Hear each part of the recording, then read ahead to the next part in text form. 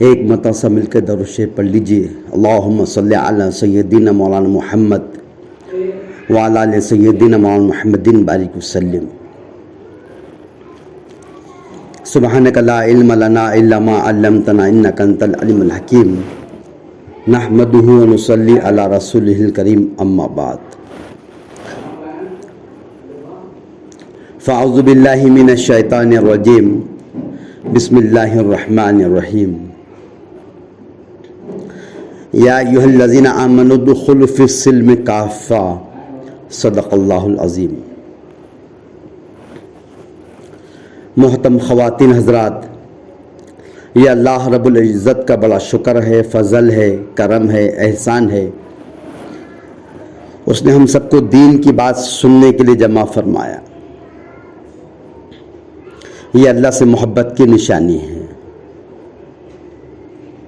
جس سے اللہ محبت فرماتے ہیں اسے دین کی سمجھ عطا فرماتے ہیں، دین کا فہم عطا فرماتے ہیں۔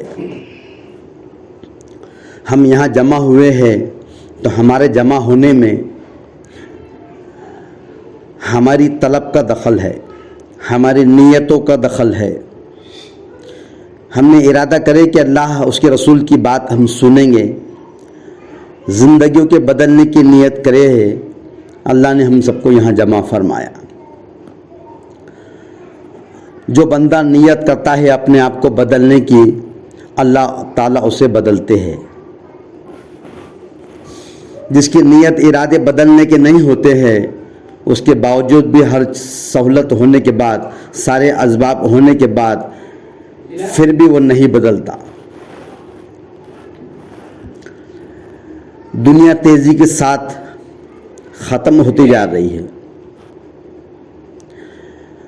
صبح ہو رہی ہے، شام ہو رہی ہے، رات ہو رہی ہے، دن نکل رہا ہے، اور ہمارے لیے، آپ کے لیے، میرے لیے، سب کے لیے یہ دن اور یہ رات اور یہ منٹ اور یہ گھنٹے اور یہ سیکنڈ، یہ ہفتے اور یہ مہینے اور یہ سال اور یہ صدیاں ہمارے سب کے لیے حجت بن رہی ہے۔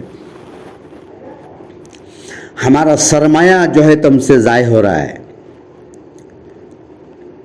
آپ نے اور میں نے زندگی کی ایک امانت لے کر آئے تھے دنیا میں، وہ جو امانت تھی وہ زندگی تھی۔ وہ زندگی کا سرمایہ رات اور دن کی شکلوں میں جو ہے وہ ہم سے چھینا جا رہا ہے۔ جب رات آتی ہے پھر اس کے بعد پھر دن آتا ہے، دن آنے کے بعد پھر رات آتی ہے، اسی طرح سے 24 گھنٹوں کے بعد پھر وہ دنوں سے ہفتے بنتے ہیں، ہفتوں سے مہینے اور مہینوں سے سال بنتے ہیں۔ گویا کہ ہماری زندگی ہم سے چھینی جا رہی ہے۔ آنے والا ہر منٹ، ہر سیکنڈ، ہر پل آپ کو مجھے قبر کی طرف ڈھکیل رہا ہے، ہماری آخرت کی طرف ہم کو ڈھکیل رہا ہے۔ ہر منٹ ہم کو ہماری دنیا سے ہم کو دور کر رہا ہے، ہماری خوشیاں ہم سے چھین رہا ہے، ہماری غموں کی طرف ہم کو لے جا رہا ہے۔ جو کامیابی ہم کو نظر آتی ہے، جس کو ہم کامیابی سمجھتے ہیں، جس کو ہم کامیابی کہتے ہیں، وہ کامیابی سے ہم کو دور کر رہا ہے۔ تو ہمارا ہر منٹ، ہر پل ہم سے جو ہے تو چھینا جا رہا ہے۔ بڑے خوش قسمت ہیں وہ لوگ جو اپنے ایام کو اصول کرتے ہیں، اپنے وقت کو اصول کرتے ہیں، آخرت کے اعتبار سے اعمال کرتے ہیں، ان کی زندگیاں اصول ہوتی ہے، ان کے اعمال جو ہے تو کرنے والے وہ بن جاتے ہیں۔ وہ بڑے خوش قسمت لوگ ہیں جنہیں اپنی مصروفیت میں سے وقت نکال کر اللہ کی یاد کی توفیق مل جاتی ہے، وہ اللہ کی یاد کر لیتے ہیں، وہ تسبیح تلاوت کر لیتے ہیں، وہ نمازوں کو پڑھ لیتے ہیں، وہ اور ذکر اذکار کر لیتے ہیں، وہ دعاؤں کا اہتمام کر لیتے ہیں۔ ایسے لوگ بڑے خوش قسمت ہیں کہ اپنے وقتوں میں سے وقت نکالتے ہیں، اور اس کے لیے وقت نکالتے ہیں جس نے ان کو دنیا میں بھیجا ہے، پیدا کیا ہے۔ لیکن امت کا ایک کثیر طبقہ، ایک بہت بڑا طبقہ اللہ کی دین کی محنتوں سے، اس کی عبادت سے، اس کی اطاعت سے محروم ہے، اپنے وقت کو ضائع کر رہا ہے۔ جب دن ملتا ہے تو یہ تو ختم ہو جاتا ہے، جب رات ملتی ہے وہ ختم ہو جاتی ہے۔ گویا کہ دن اور رات اس کے لیے حجت بن جاتے ہیں، پکڑ کا ذریعہ بن جاتے ہیں۔ اگر عبادتوں کے ساتھ گزر گئی تو عبادت نیکی بن جاتی ہے، اور اگر یہ غفلتوں سے چلا گیا تو یہی ہمارا عذاب کا ذریعہ بن سکتی ہے۔ اس لیے زندگی کی قدر کر لے، یہ ایک امانت ہے. 60-70 سال کی اوسطاً اس کی ایک لمٹ ہے, اس کی یہاں تک لمٹ ہے کہ بھئی زیادہ سے زیادہ انسان 60 سے 70 سال 80 سال جی سکتا ہے. اس کے بعد ہم سے یہ موقع چھین لیا جاتا ہے. پھر ہم ہمارے قبر میں ہمارے اعمالوں کے اعتبار سے ہمارے جو تو فیصلوں کے تابع ہو جاتے ہیں. پھر وہاں ہم ہوتے ہیں, ہمارے اعمال ہوتے ہیں, اور اسی کے اعتبار سے اللہ فیصلے کرتے ہیں. اللہ کے رسول صلی اللہ علیہ وسلم نے فرمایا کہ عقلمند شخص وہ ہے جو موت سے پہلے موت کی تیاری کر لے, اور بے وقوف شخص وہ ہے جو دوسروں کی دنیا بنانے کے لیے اپنی آخرت کو خراب کر دے. دنیا اولاد کی بن رہی ہے, پراپرٹی جائیداد ان کی بن رہی ہے, دھن دولت کے مالک وہ بن رہے ہیں, پلاٹ اور زمینوں کے مالک وہ بن رہے ہیں, بینک بیلنس کے مالک وہ بن رہے ہیں, اور اللہ کے حکم کو توڑ کر یہ باپ, یہ بھائی, یہ ہمارے گھر کے افراد اللہ کے حکم کو توڑ کر ان کی دنیا بناتے ہوئے اپنی آخرت کو خراب کر رہے ہیں. ہم کو نہ دنیا چھوڑنا ہے نہ دین چھوڑنا ہے. جتنی دنیا میرے مقدر کی تھی ہے, اللہ نے لکھ دیا ہے, دنیا کی کوئی طاقت چھین نہیں سکتی. اس وقت تک آپ کو اور مجھے موت نہیں آئیں گی جب تک کہ زندگی کے اندر ہمارا مقدر کا دانہ اور پانی جب تک ہے وہ ہم اس کو ختم نہ کر دیں. یہ طے شدہ ہے. دنیا کے بننے سے 50,000 سال پہلے اللہ رب العزت نے انسانوں کی تقدیر کو لکھا ہے. کون ہوگا, کیا ہوگا, کب ہوگا, کہاں ہوگا, کیسے ہوگا, کتنا کھائے گا, کتنا پیے گا, کتنا سوئے گا, کتنا جیے گا, یہ سب طے شدہ ہے. اس میں سے ایک لمحہ برابر بھی کوئی کسی کی جو تو کوئی ایک سیکنڈ برابر بھی کوئی کس کا چھین نہیں سکتا, اور نہ کوئی کس کو کم کر سکتا ہے. یہ دنیا بنی نہیں تھی اس سے پہلے, دنیا کے بننے سے 50,000 سال پہلے اللہ نے انسانوں کی تقدیر کو لکھا ہے. یہ طے شدہ ہے. یہ دنیا ہمارے نصیب کی مل کر رہیں گی. اس کے پیچھے بھاگنا نہیں ہے. اس کو حاصل کرنے کی محنت جو ہمارے مقدر میں اللہ نے کسب حلال روزی کے تحت لکھی ہے اتنا تو کریں گے اور وہ مل کے رہیں گی. لیکن اس میں لگ کر آخرت کو بھول جانا, اس میں لگ کر اللہ کی یاد سے غافل ہو جانا, اس میں لگ کر اللہ کی دین کی محنت کو چھوڑ دینا, پھر یہ مال بھی جو حلال ہوگا یہ دنیا بنے گی, یہ پکڑ کا ذریعہ بنے گی, یہ آخرت کے خراب کرنے کا ذریعہ بنے گی. جتنی دنیا میرے نصیب میں میرے اللہ نے لکھ دی ہے, جو کھانا, جو پینا, جو سونا, جو رہنا, جو عیش آرام اور جو کچھ لکھا ہے وہ مل کے رہیں گا. اس کو دنیا میں کوئی روکنے والا نہیں ہے. بس اس میں سے وقت نکال کر بس میں نے میرے اللہ کو کیا دیا. ایک اللہ نے 12 گھنٹے 14 گھنٹے کا دن دیا تھا, وہ دن ڈھلتے جا رہا ہے. صبح سے لے کے ابھی تک ہم 4 بجے تک یہاں پہنچے ہیں, اور اب کچھ ہی وقت کے اندر کچھ گھنٹوں میں یہ دن ختم ہونے والا ہے. سوچو کہ ابھی تک میں نے کیا کیا. تقریباً ابھی صبح سے لے کے ابھی تک 8 سے 10 گھنٹے ہونے جا رہے ہیں. ابھی تک یہ میرے 8-10 گھنٹے اس میں نے کتنا اللہ کا نام لیا, کتنے اس میں ذکر اذکار ہوئے ہیں, کتنی اس میں تلاوت ہوئی ہے, کتنی دعاؤں کا اہتمام ہوا ہے, اور کتنے سجدے میرے اللہ کے سامنے میں نے کرے, کتنا اللہ سے میں نے مانگا ہے. اس میں یہ وقت گزر گیا. اب جو 1-2 گھنٹے بچے ہیں مغرب ہونے کے لیے, دن ختم ہونے کے لیے اور رات شروع ہونے کے لیے, وہ وقت بھی ایسے ہی گزر جائے گا. پھر ایک دن ہمارے لیے حجت بنے گا, پھر ایک وقت آئے گا کہ ہمارے لیے ہفتہ حجت بنے گا, پھر مہینہ, اور پھر سال بنے گا. ایک وقت آئے گا کہ ہم اپنے پیدا کرنے والے خالق اور مالک کے حوالے ہو جائیں گے. غفلت اس سے باہر آنا ہے,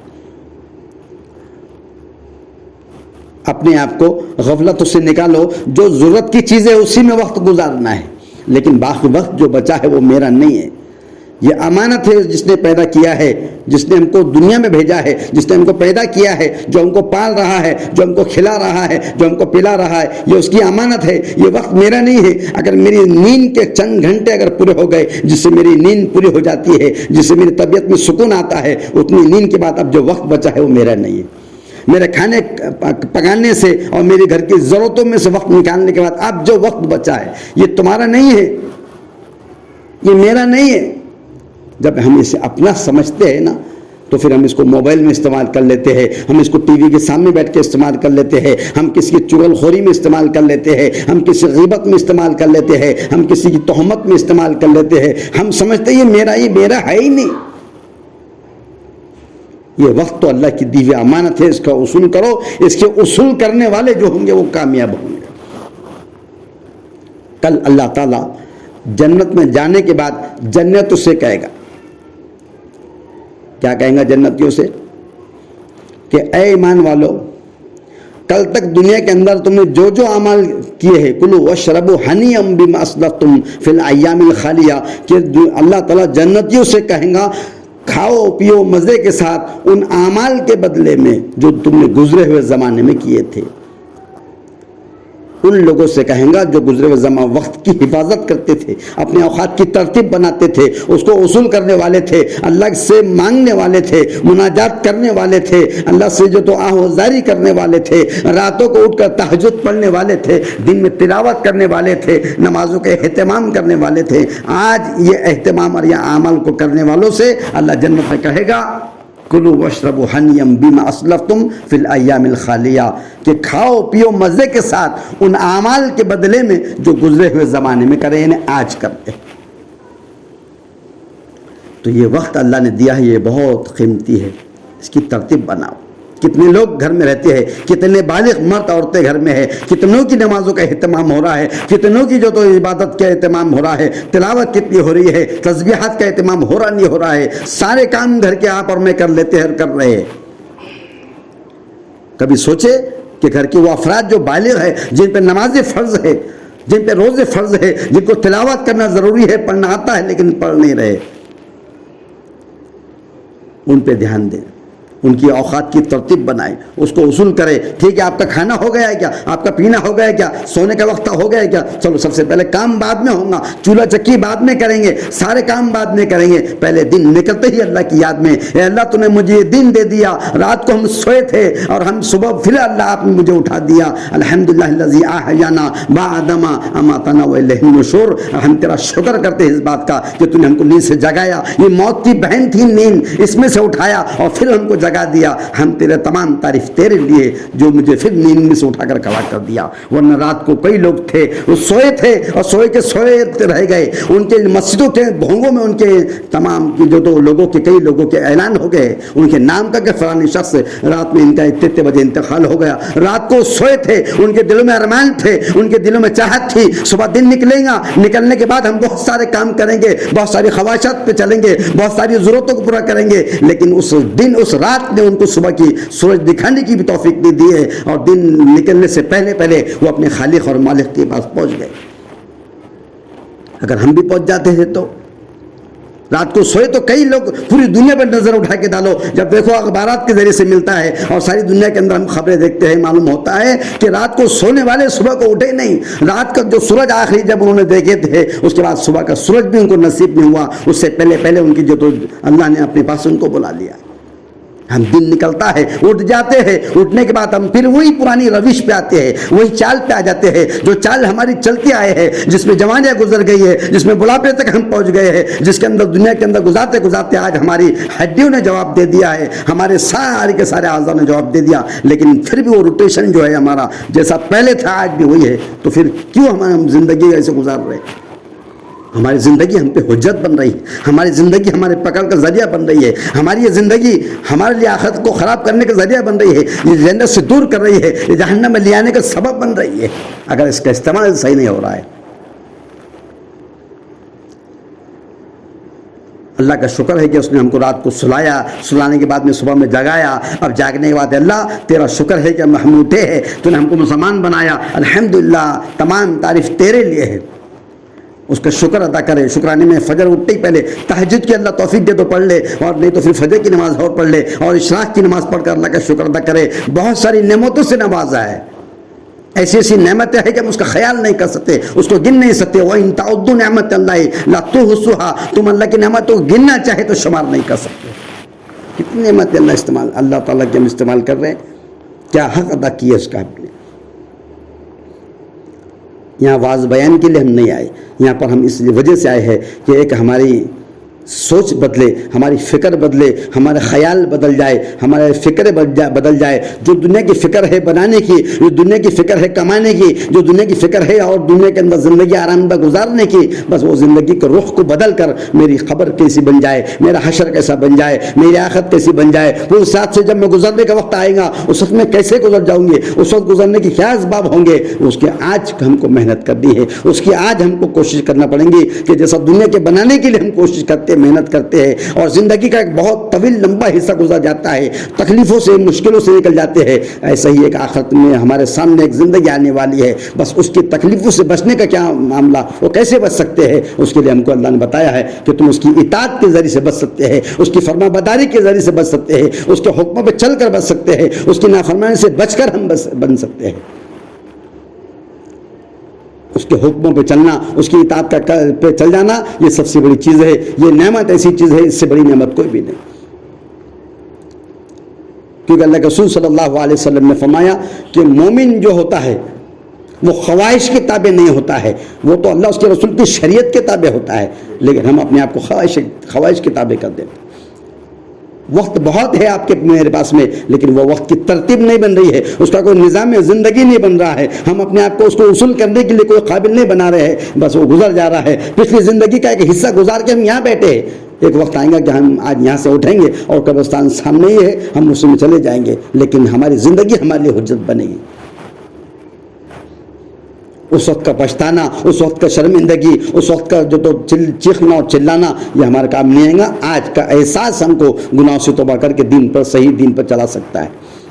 نیتیں کرے، ارادے کرے کہ پچھلی زندگی جو ہوگی اس کو اللہ معاف فرما دے. اللہ غفلتوں سے گزر گئی، تیری اطاعت کے ساتھ گزرنا تھا، نافرمانی کے ساتھ گزر گئی، تو نے نعمتوں سے نواز رہا تھا اللہ، اور میں اس کو کھا پی کے اور بہت ساری گناہوں سے گزار دیا. اللہ اے اللہ اب مجھ پر ایک احسان کر، بہت سارے احسان تو نے مجھے دنیا میں کیا ہے. اے اللہ وہ ایسی چیزیں مجھے ماں کے پیٹ میں آنے سے پہلے دے دی ہے جس کی مجھے دنیا میں ضرورت تھی، لیکن اللہ مجھ پر مزید احسان یہ کر دے کہ جب قبر میں جاؤں تو اس میں آنے والے کام کی چیزیں مجھے یہاں عطا فرما دے. میری سوچ، میری فکر، میری بصارت، میری فکر، میرا استحضار یہ بنا دے کہ بس مجھے مرنا ہے، میرے خبر میں جانا ہے، آخرت میں جانا ہے، اللہ کے سامنے کھڑا ہونا ہے اور زندگی بھر کا حساب دینا پڑے گا.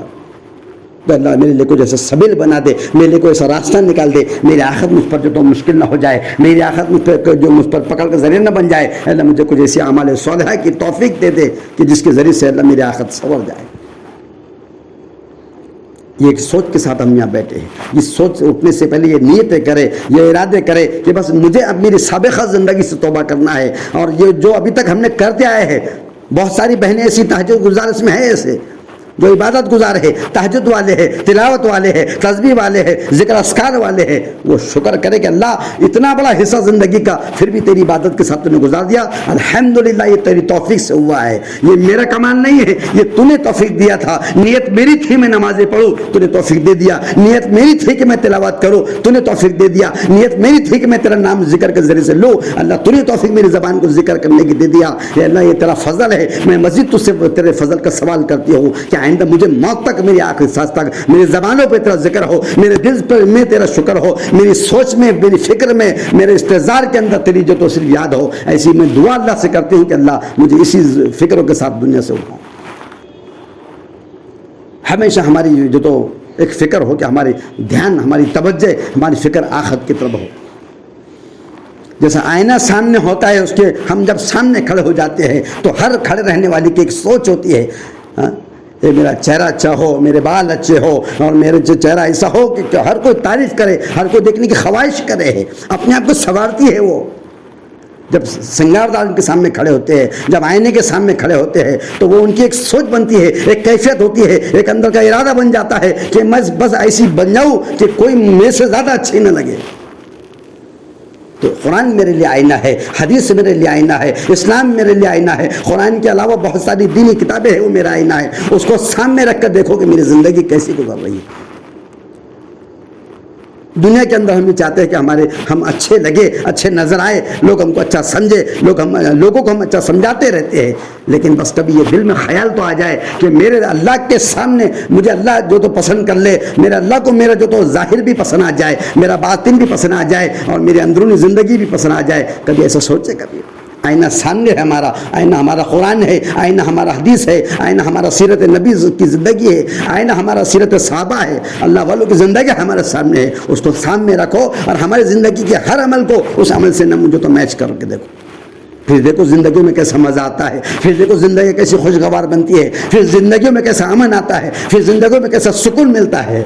آج ہم لوگوں کو دیکھ کے زندگی گزار رہے ہیں، وہ ایسی ہے تو میں بھی ایسی ہو جاؤں گی، انہیں میں سے ایسا کریں میں بھی اس کے ساتھ ایسا کروں گی، نہیں، دنیا والوں کو دیکھ کے نہیں چلنا ہے، ہم کو آخرت کو دیکھ کے چلنا ہے، ہم کو اللہ کے نبی کی زندگی کو دیکھ کے چلنا ہے، ازواج مطہرات کی زندگی کیسی تھی، صحابہ کرام کی زندگی میں کیا تھا، وہ زندگیوں کے اندر ان کی زندگی میں کیسا من سکون آیا تھا، وہ کیسی زندگی میں سکون کے ساتھ زندگی گزارا کرتے تھے، وہ کیسی تقویٰ پرہیزگاری ان کے اندر تھی، کیسی پاک دامنی ان کے اندر تھی۔ بس ہماری زندگی میں ایسی بہاریں آ جائے، بس اس کے لیے ہم کو کوشش کرنا ہے، نیت کرنا ہے۔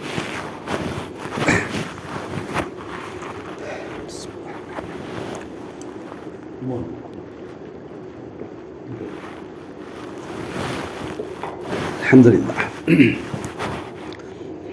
میری سوچ، میری فکر، میری دھن صرف آخرت کی طرف ہے۔ میں میرے لیے نہیں جی رہی ہوں دنیا میں،